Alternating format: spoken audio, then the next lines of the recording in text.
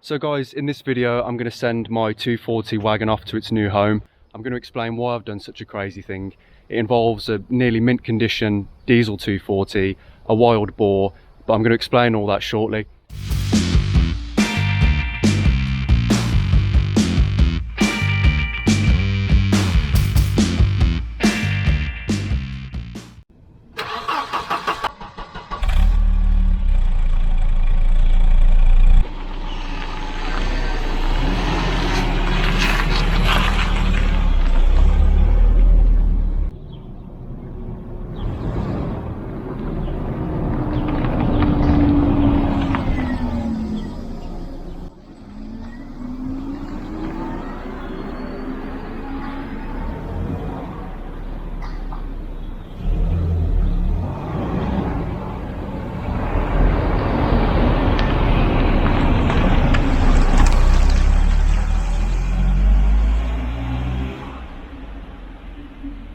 So whilst I'm stuck in traffic, absolutely sweating my knackers off, I thought it'd be a good opportunity to give you guys an update.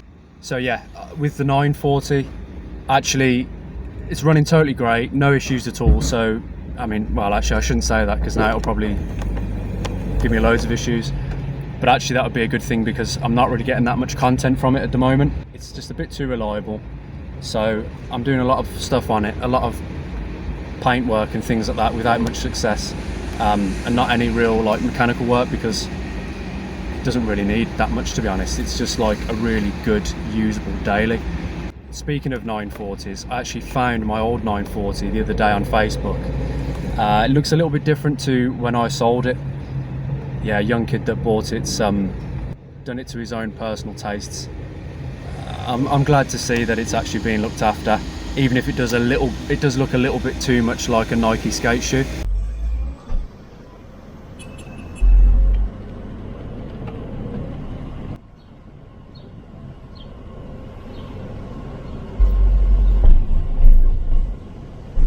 Okay, I don't know if I'm supposed to drive through here, but I'm going to do it anyway.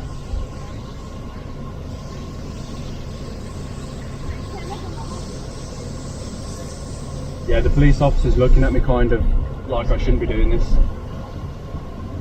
but we're here now. Maybe I can't. There's too many people.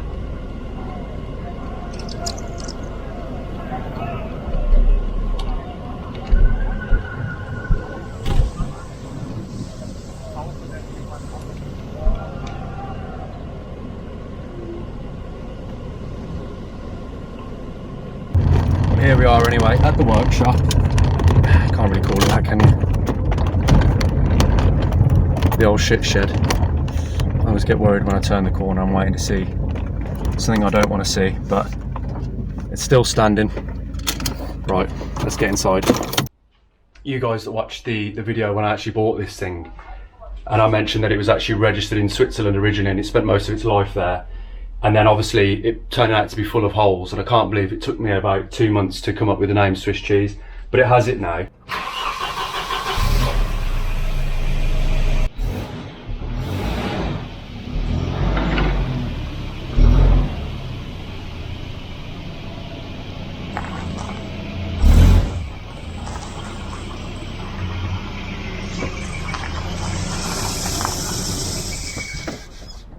She's starting to get that authentic barn dust now. So yeah, she's off to her new home. Before I get into that story, I'll carry on with the updates from the 244. Now, I did a video on it recently where it wasn't starting properly, and it turned out to be a bad earth, as you saw in the video. But actually it wasn't just the earth point where it makes connection, it was actually the cable itself, the earth strap. Yeah, you could see there was corrosion in there, and actually I didn't show you guys, but actually on closer inspection when I actually removed it on the other earth point where it goes onto the engine, it was even worse. There was a lot more green corrosion and stuff around the wires. So actually this is the old one that was on the 244 that I've just noticed is now rubbing on the power steering pulley. Not smart. That's because I chucked it on in a hurry. It's fine. Yeah, so Actually, the one that was on this car was in much better shape, and I took it off and put it on the 244, and now no problems at all. So yeah, the wagon saves the day again, which isn't going to happen for much longer, but we'll get to that. Also on the 244, you may have noticed in pretty much every video, it's not been running that great, and I didn't actually really point it out properly because I wanted to make like a separate video on it.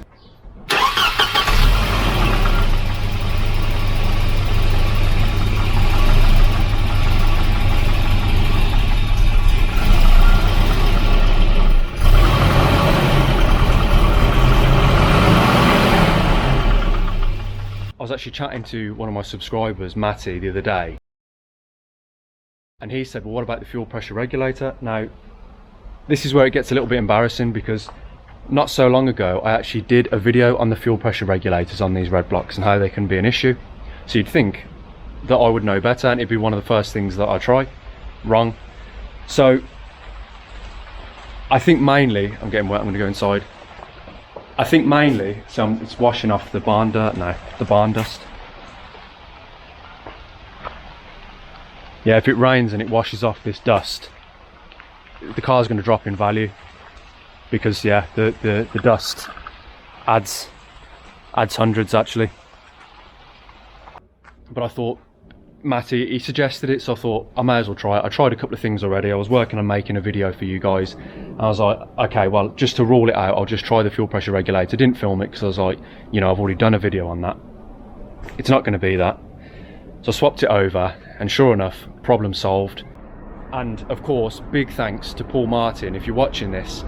Now, Paul actually sent me the fuel pressure regulator originally for this thing, and it fixed it. And now it's also fixed the other Volvo. So if you're watching, Paul, that's 2 Volvo 240s you've fixed with one part all the way from Northern Ireland. So a guy got in touch with me.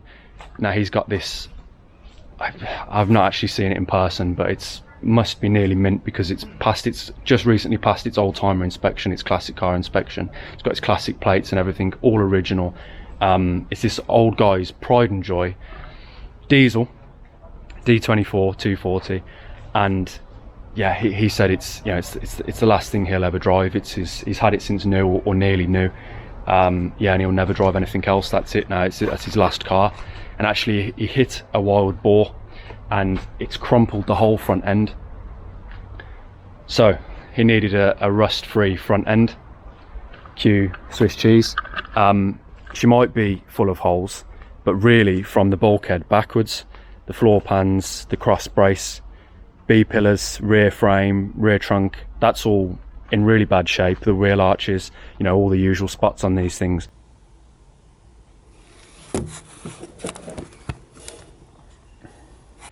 But in fact, the front's actually really quite nice, and this front part here is all rust free. It's all really clean and really nice. It's filthy, but there's no rust on it. I mean, even you can see the radiator support, a couple of little dots of surface rust, and not much else. So not only is it going to a good cause anyway, but you know, this engine is going to live on in something else, and obviously all the other good bits on it as well, which is a lot of parts. Admittedly, I've had a lot of the best bits off it for mine, but there's still so much nice on this car. There's still so many good bits. So yeah, what do we do now with this space? Because we've got room and we need to fill it. So I'd be really curious for what you guys would like to see. You guys let me know. What sort of car, what's your favourite Volvo? What do you enjoy to see? What would you like to see more of on the channel? Would you like to see another 240? Would you like to see a 740? Because I haven't had a 740 yet.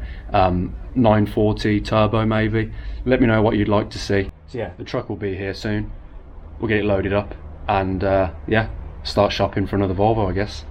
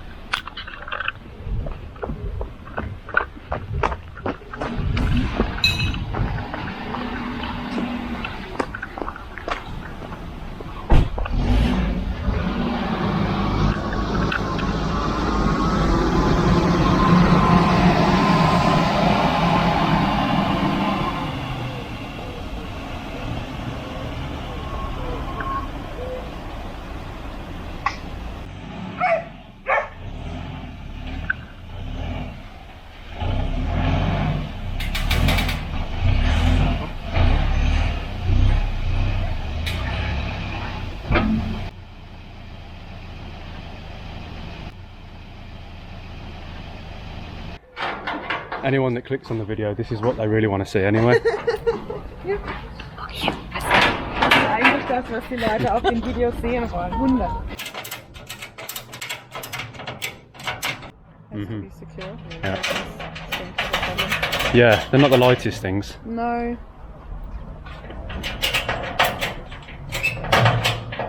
But it is a bit lighter because of all the rust holes.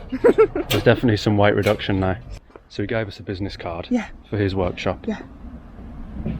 But I've noticed that he's using Comic Sans font, so we can't go there. Shit. So they're having a garage sale over there. Looks like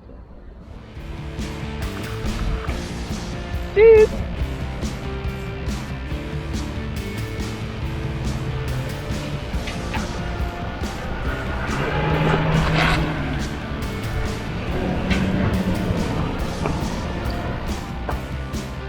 How do we feel, Beata?